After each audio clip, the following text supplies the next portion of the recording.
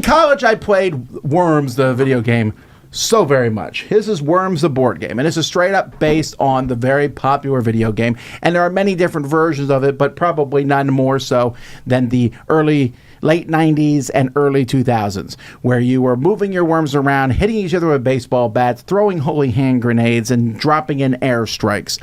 And this board game from Mantic Games is trying to simulate that.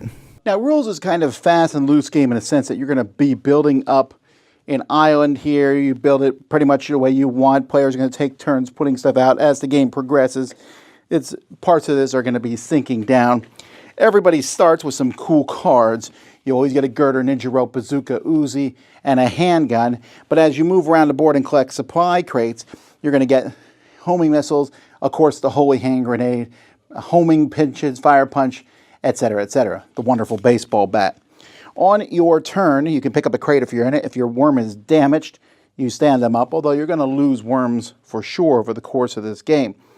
You then can inch a worm, moving to the next spot, or you can jump. When you jump, though, you roll the scatter dice. In this game, you often have to roll the scatter die. You'll jump to a spot maybe 2 spaces away. If you roll the target on the scatter die, yay! If you roll the arrow, you move where the wind is blowing, and if you roll a number, you just move in that direction. So it might be like, I'm going to jump here, and then instead of landing there, I roll the wind, and so I end up landing there. This scatter die happens a lot also for weapons. After you're done moving, you can use a weapon. So here, the target's in the same hex as me. I'll hit you, and I scatter you, and you'll move 2 hexes. Or a flamethrower will damage everything in the hex, and then put fire in the hex, and then move your target again.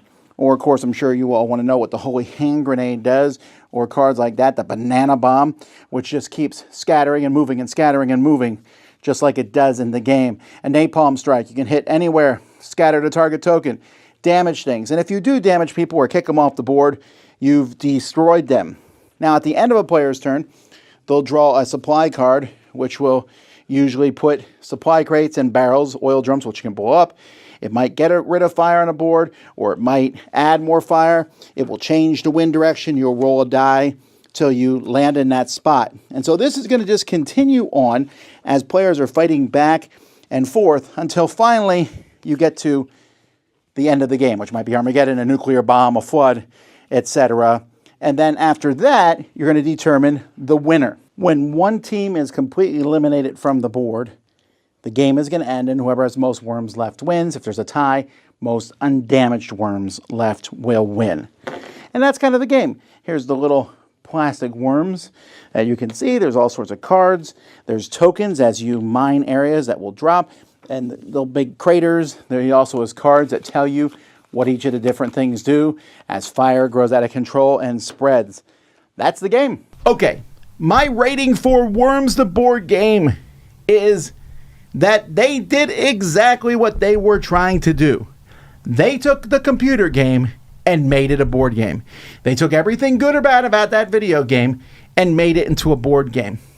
I don't think the translation works as well as it should. What I mean is, they did it, it just is funnier and sillier and fun in a video game. And a board game, it's a little bit more fiddly to move around the pieces. So I'm giving it a 6. It's not necessarily bad, but you're getting what you go for. I'm going to go through, I'm going to shoot a bazooka at this spot. Oh, it hit this spot, which made that that barrel explode. And then this happened. And then it's burned over here, and I just killed 2 of my worms. And you know what? That happened in the video game. I would throw that banana, and it would blow, and then go over here and blow, and I just killed all my worms. Of course, I had more than 4 in the video game. You had a whole lot more worms. And the silliness of it was like, we'll just play again. And you know what? If that's the case, and that's how you feel about board games, this will work. Mantic makes good miniatures. The miniatures look fine. The cards and everything follows through, but it's almost the whole game feels like it revolves around those scatter dice. I'm jumping, I'm shooting, I'm doing this. Roll the scatter dice, roll the scatter dice, roll the scatter dice. And there it goes, and you just blew up half the island. That's amusing to some degree, and I had fun playing it. I'm just not sure that I want to buy it. So, Worms the board game, if you like Worms the computer game and you want a board game, they did it. But I don't know, maybe a little strategy would have helped to some degree, at least for a board game. But again, what am I going to fault them for? They did what they were supposed to do. So that's Worms the board game.